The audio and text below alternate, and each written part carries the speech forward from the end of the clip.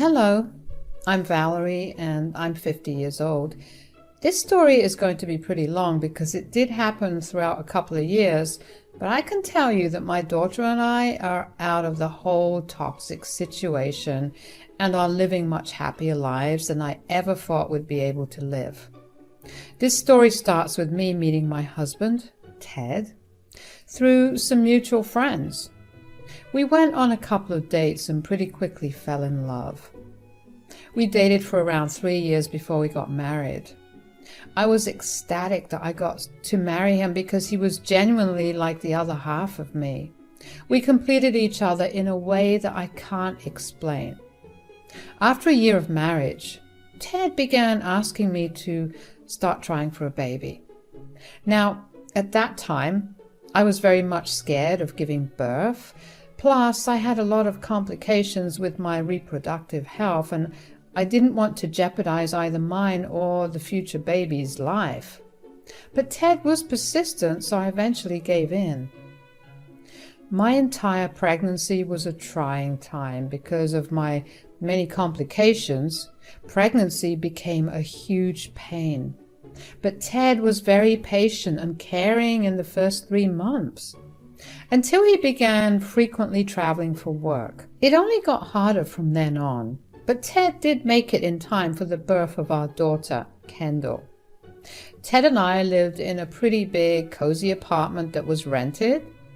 We had no plans to move because we knew that we weren't stable enough to buy a house. When I was around 7 months pregnant, we had a new neighbor move into the apartment next to ours.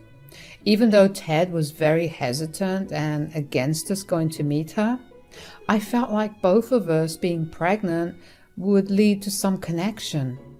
So I dragged Ted over to her apartment door and rang the bell. "Hello, I'm Valerie and this is my husband, Ted. We're your neighbors and we just wanted to introduce ourselves." "It's lovely to meet you guys. My name's Cassie. Why don't you come on in?" "I'm sorry if this is weird, but I just thought that it would be lovely to have another companion who's also pregnant like me. Ted has been really busy with work trips and I could use the company." "Tell me about it. I was about to come over later on this evening anyway because I could use the help too." "Where's your husband?" "Oh, I don't have one. The man who got me pregnant ended up abandoning me, so I had to raise this little one all by myself." "Oh, you poor thing. We're always right across from you if you ever need anything, okay? Even if I may not come to help you out, Ted will be right there." "Oh no, I wouldn't want to be such a bother." "Nonsense. It would never be a bother for us, right, Ted?" Yeah. At that time, I did think it was pretty odd that Ted seemed so uncomfortable with Cassie. I mean, what reason did he have to be uncomfortable? I had pretty much desensitized him to the gross parts of pregnancy, and there was no way he would have to witness Cassie in that light. Not to mention, at best, he'd only have to run small errands for her. I tried to ask him about why he looked so uncomfortable that day, but he told me to just forget about it and that he was tired. I let it go because I saw no reason to ask him anymore, although if I had pressed further at that point, I would have probably saved my daughter and me a lot of pain. Anyway, Cassie and I spent a lot of time together and bonded over our pregnancies. Ted seemed very uncomfortable with the whole thing, but refused to tell me why. He would just tell me it was weird that I randomly became friends with a stranger. But isn't that how people make friends?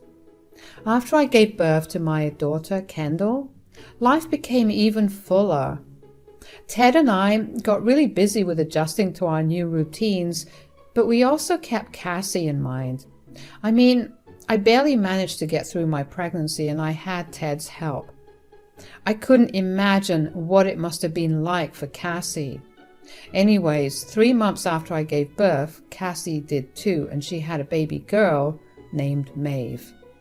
Since we lived so close together and our kids were so close in age, the two of them grew up really close.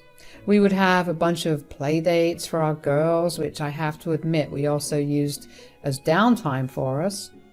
Overall, we had a pretty picturesque life. As the years passed, the girls grew older and began to find comfort in each other's homes. That was until they were in their first year of high school. Maeve suddenly stopped coming over and Kendall refused to see her. Of course, as any mother would be, I was very concerned. At first, I thought it was just a silly little fight that both of them had and were refusing to mend things, but then months passed and the animosity between them only grew worse. So I sat down with Kendall one night and asked her what had happened. "Honey, I know you don't want to talk about it, but could you please tell me what went down between you and Maeve?" "Mom, I don't want to talk about it." "I know, but you guys used to be such good friends. Hell, you grew up together. What happened?" "Look, I wish I had the answer to, okay?" "Huh? What do you mean?" "I don't know, Mom.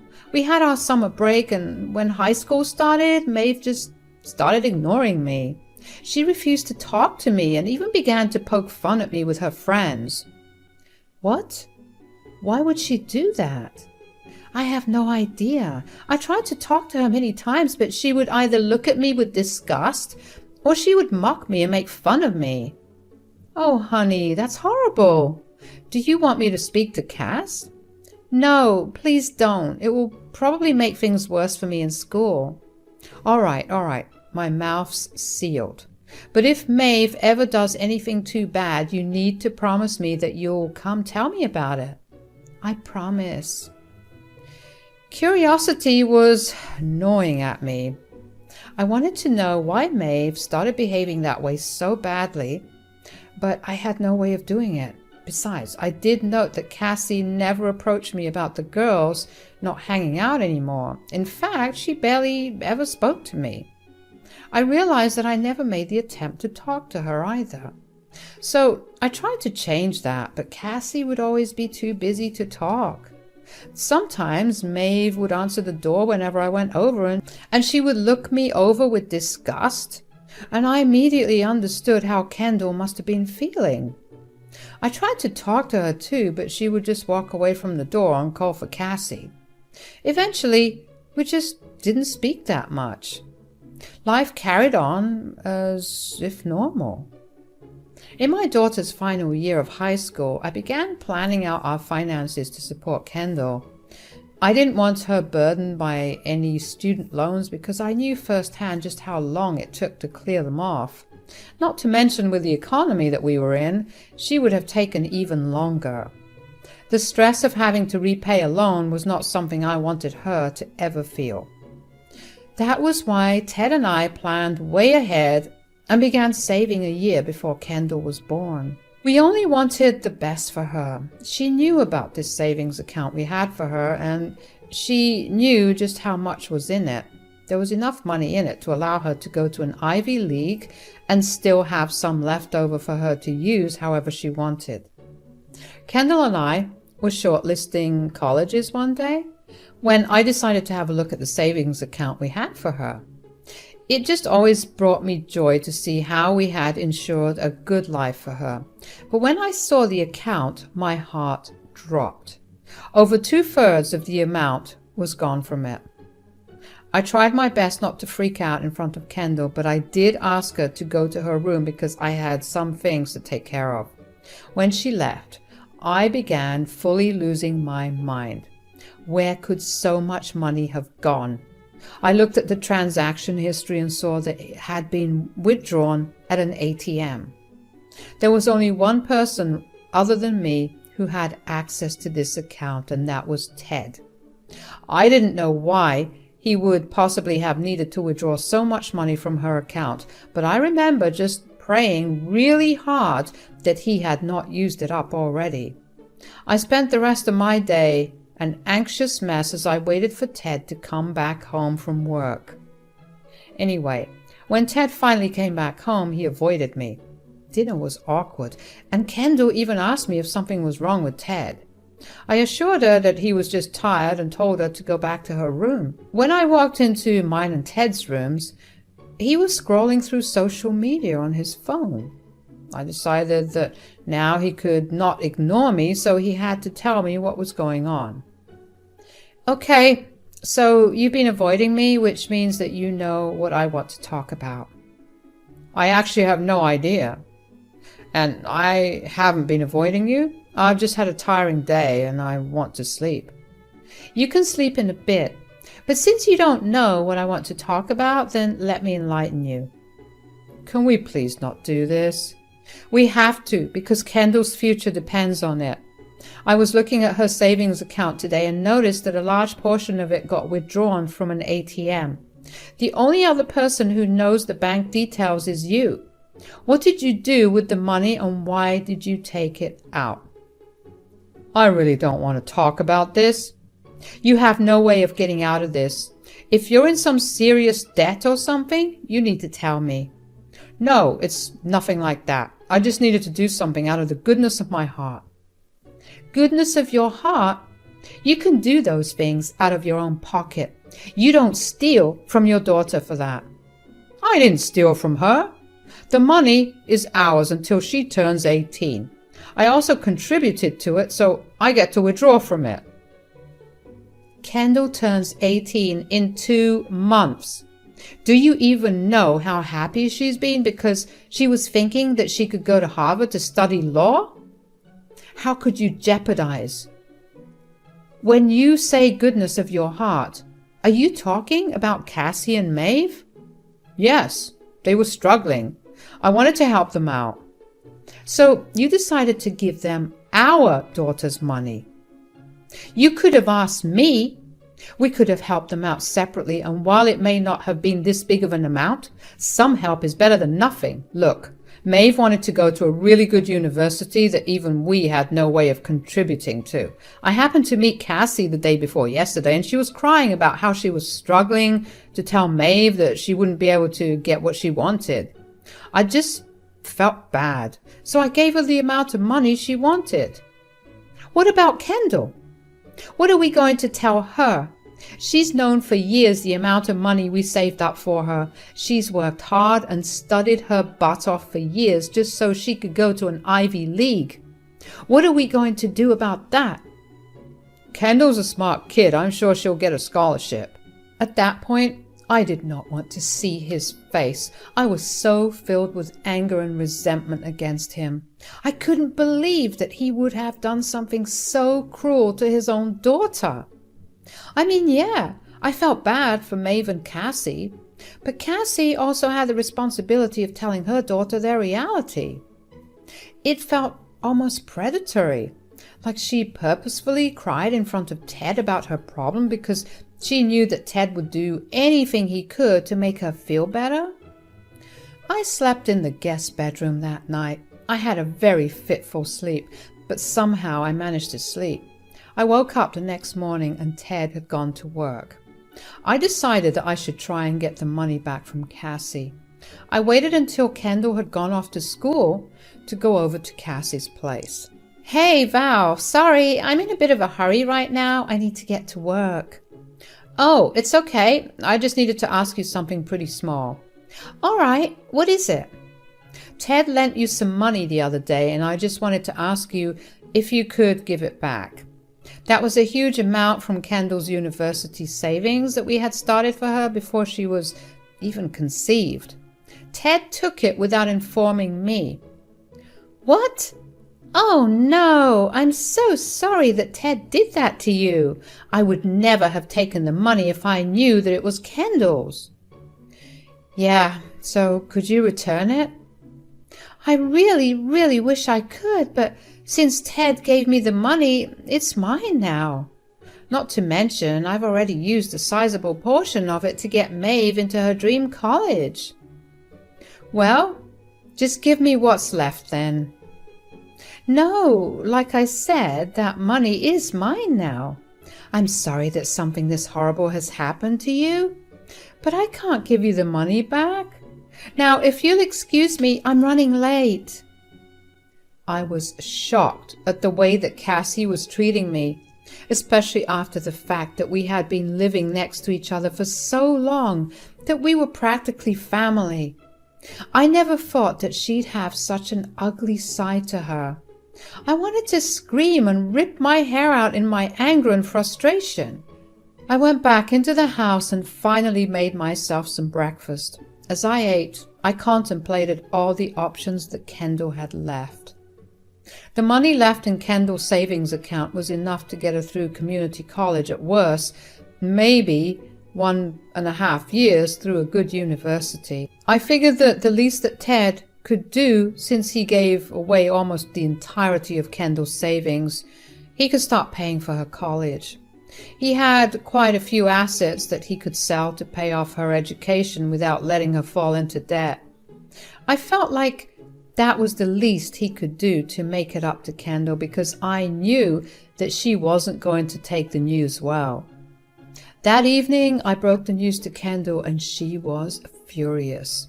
She cried a lot, and I cried with her too.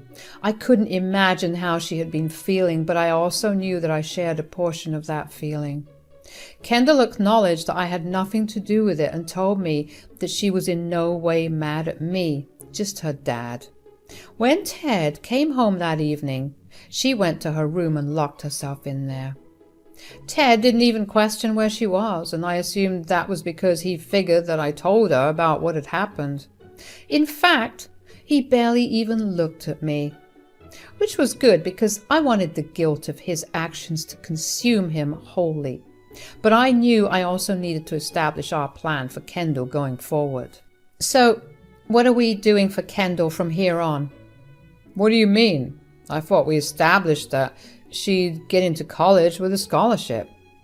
Even so, we need to have some backup plan in case that doesn't pan out. It will. There's no need to worry. I've seen kids with half her wit get full rides. It'll be a piece of cake for her. That's very wishful thinking, Ted. There's no way we can rely on that. I've come up with a plan for you to pay for college. Me? Well, both of us. But you have to put in more because you were the one who gave away her money. And since you believe that you contributed that much, I think it's only fair for you to pay that much more than me for Kendall's tuition. Hell no. I'm not doing any of that. Kendall can either get a full ride or she can take a loan and work it off like everyone else. How are you more sympathetic to two people who have become strangers to us than to your own family? What is wrong with you? Look, I don't care what you say, but I'm not paying a penny for Kendall's college. She can use what's left, and you can help her if you want. In my opinion, she should apply for all the scholarships she can. That's it. Good night. I was beyond upset and frustrated at the way Ted was behaving. How could he put someone else's daughter over ours? What was it that made us less important to him? I cried myself to sleep that night and over that week. I kept asking Ted to reach a compromise and provide for his daughter in some way at least, but he refused to budge. He even got his mother Ophelia involved in it. If there's one thing you should know about Ophelia, it's that she absolutely hates my guts. She can't stand me, and she makes it known in every way possible, from insulting me to downright physically hurting me by accident. Ophelia loved to go against everything I said and did, even if I was the right one in the situation. So, with Ophelia on his side, Ted saw no reason to give in to my demands. Kendall completely stopped talking to Ted and Ophelia. She refused to even acknowledge them, and neither of them had a problem with that. The both of us worked hard together to get her into a good college, and as luck would have it, she did end up getting a pretty good scholarship at an Ivy League. The scholarship covered about 75% of her tuition, and I could easily cover the rest for her. She would only need to work to support herself, which she was more than happy to do. Kendall always had a big passion for law, and that was what she did for the next 5 years. She rarely came home. Instead, I flew over to visit her. Life at home was unbearable, to say the least. Ophelia moved in with us and constantly tormented me. Ted and I stopped talking and lived like we were roommates. It was only a matter of time before one of us initiated a divorce. I stayed because I knew that getting a divorce would severely dent my finances, and Kendall had dealt with enough issues regarding finances. After Kendall graduated from college, she got herself a good job and started to finally settle down. That was when I initiated the divorce filing. Before I handed Ted the papers, though, I wanted to save up a good amount of money so I had something to fall back on. And that was how I took another 2 years to get out. Just a few days before I was going to hand Ted our divorce papers, Kendall suddenly showed up at our house. I was surprised, but also really happy to see her. She greeted me with a big hug and told me she had some big news to share and that she was going to get her money back. I asked her what she meant, and she just asked me to call Ted and Ophelia downstairs. "Oh, hi Kendall. What are you doing here?" "Nothing much, actually, except I happened to find something really interesting." "Ugh, you're a disgusting lawyer. Why have you brought your filth into this house?" "I would shut my mouth if I was you, Grandma." "That is no way to speak to your grandmother." "Whatever. You guys died to me the day you stole my money, Dad." "Your dad did not steal anything from you. He only helped a struggling child. But of course, you and your mother can't seem to see what goodness really is." "Right.